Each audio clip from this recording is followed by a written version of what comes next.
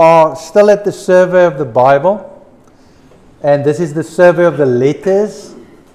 Tonight is lecture 32, and we're now pushing to finish this course. And if you recall, previous lecture we spoke about 1 John, and we're just going to do a brief discussion on 2nd and 3rd John. Again, I've got an outline for you there if you want to maybe screenshot that. It can help you as you read them. Both of these letters attributed to the Apostle John, about 90 AD.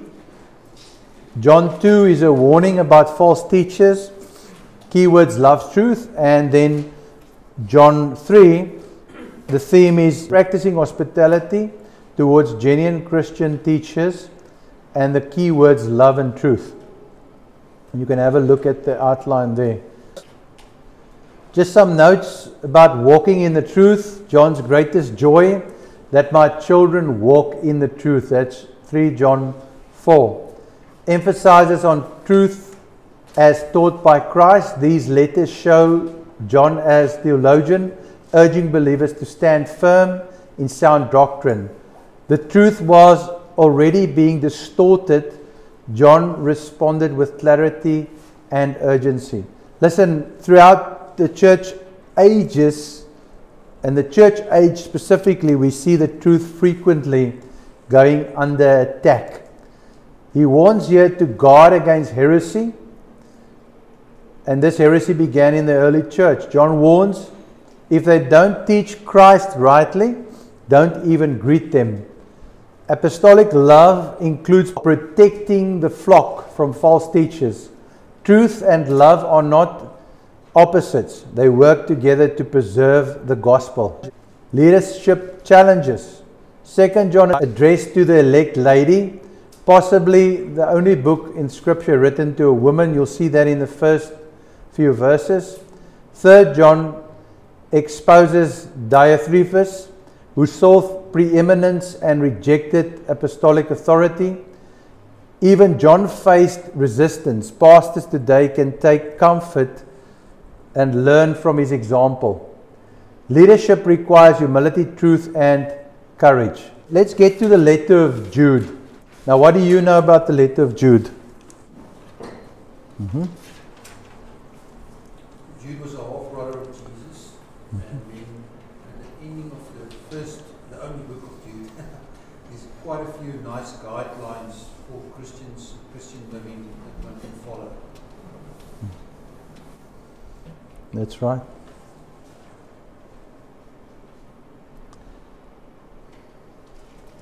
And another thing that I was just thinking about is there's another aspect of Christianity which also is striking in the book of Jude, where it says, build up yourselves in your most holy faith.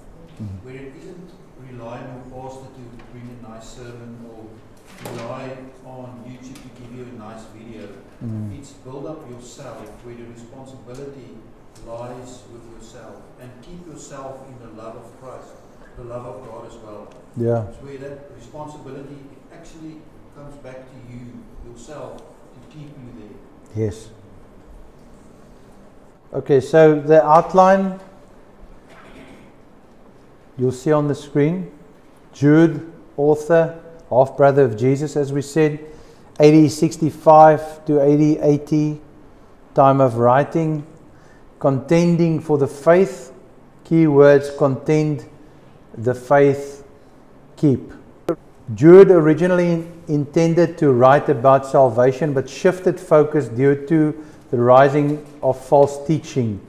These teachers distorted grace, claiming God would never discipline his children. Jude warns that such teachings leads people to fall away from true faith.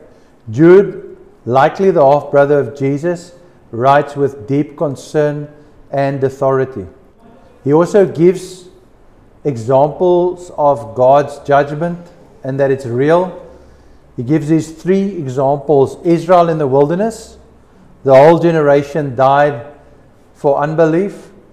Talks about fallen angels cast into the bottomless pit of rebellion, and Sodom and Gomorrah destroyed by fire for immorality.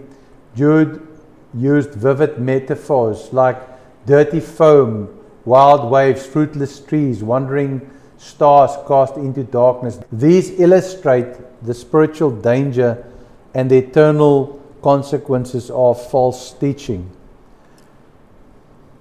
You see, we live according to what we believe, and if we fall into the trap of error, that really affects our entire life. So it's critical for us to have what we call sound doctrine.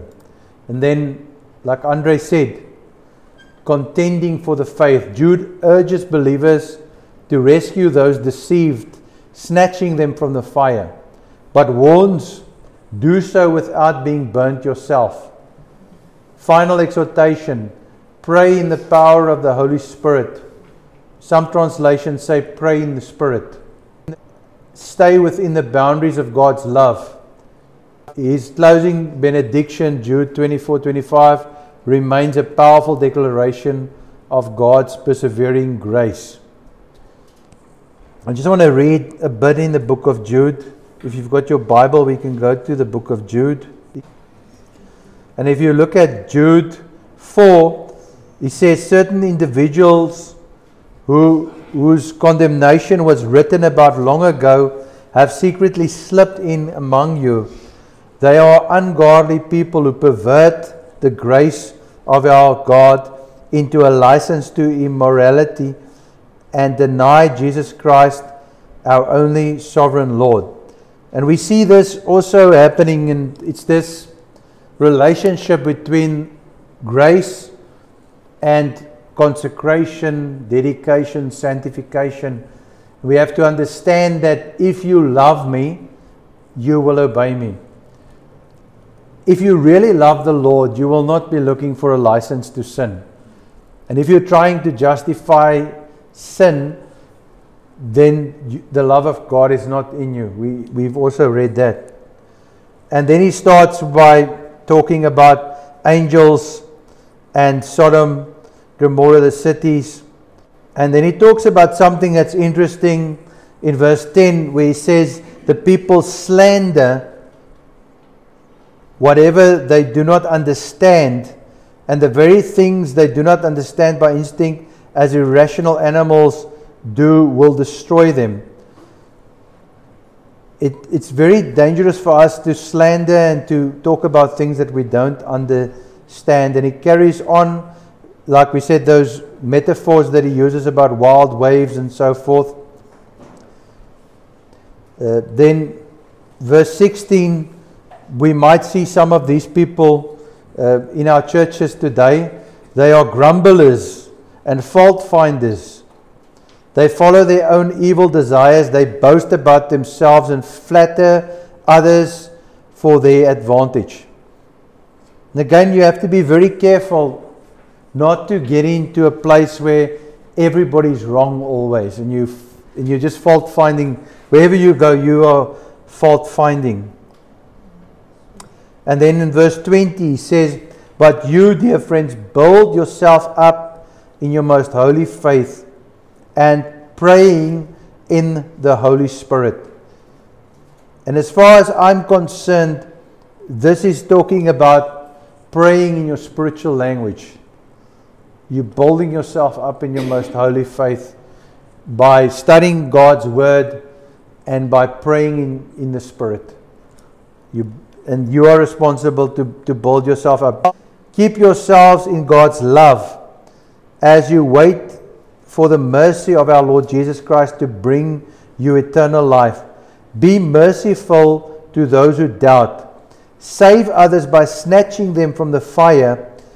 To others, show mercy mixed with fear, hating even the clothing stained by corrupt flesh. So that's the book of Jude, and you can study that. There's quite a lot of practical things that we can apply in our lives, like building ourselves up in our most holy faith, praying in the Spirit, keeping ourselves in God's love. And when we do this, we will have a level of mercy, like it says in verse 22. We will have that mercy, and we will be able to save others by snatching them out by the power of God as He enables us to do that. Then just an introduction, a short introduction to the book of Revelation. What do you know about Revelation? Okay, so it's a prophetic book. Okay. Anything else you guys know?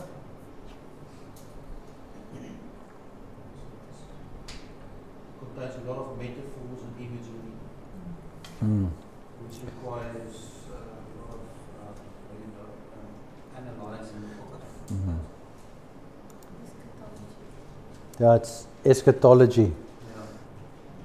What does the word eschatology mean? Study of the end times. Study of the end times. So let's just do a brief introduction.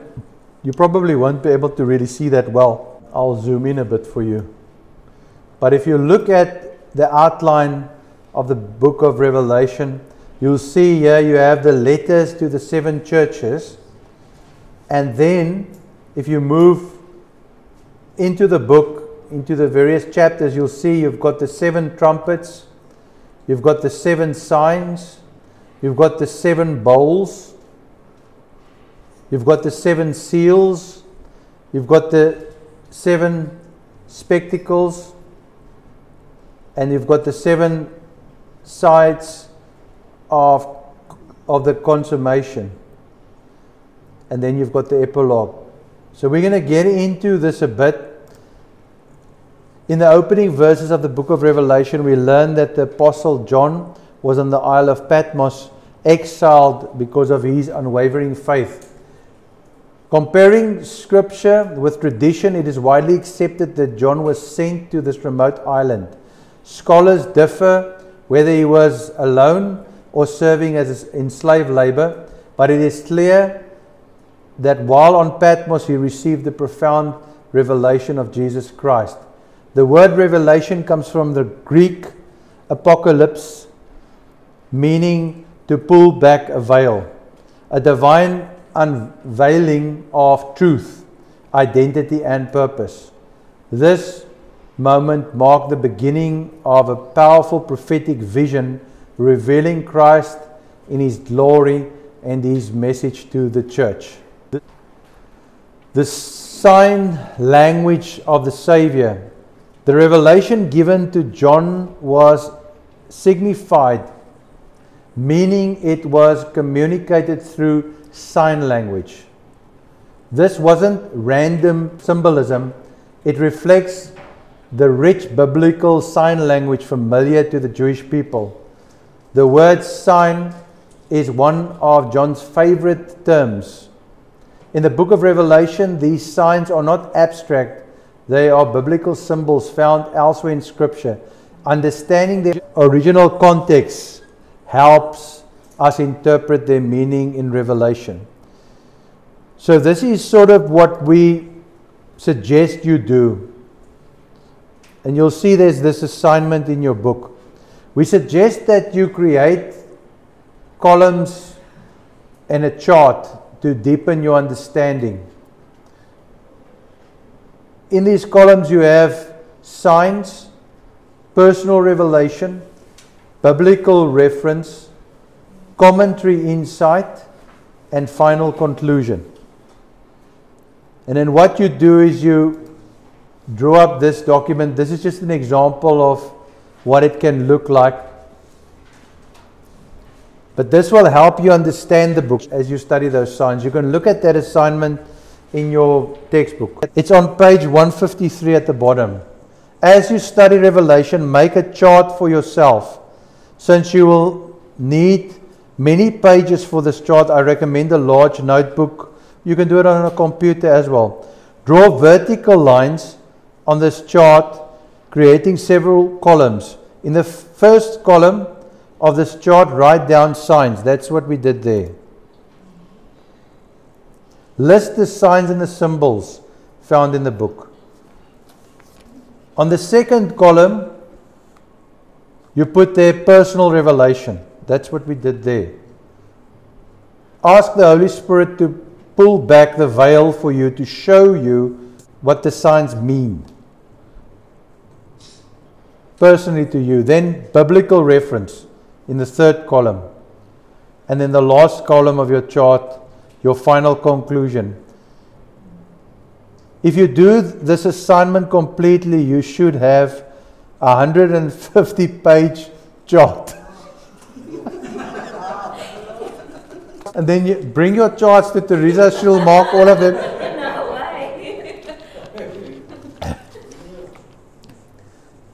way. So you want to start right now? We'll give you some time.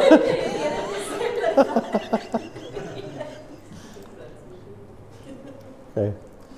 Yeah. So I just thought, let me give you an introduction tonight with the outline. You guys can study the outline, start reading the book of Revelation. Next lecture we'll continue with that. And yeah, the chart is not going to be an assignment in the sense where we're going to check that. But I think for all of us it will be amazing at least to know what these symbols mean.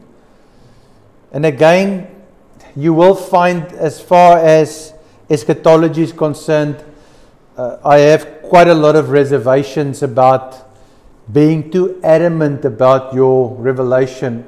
Apart from if the Bible says it, you can say it. But there's a lot of conjecture in eschatology, which I don't really enjoy.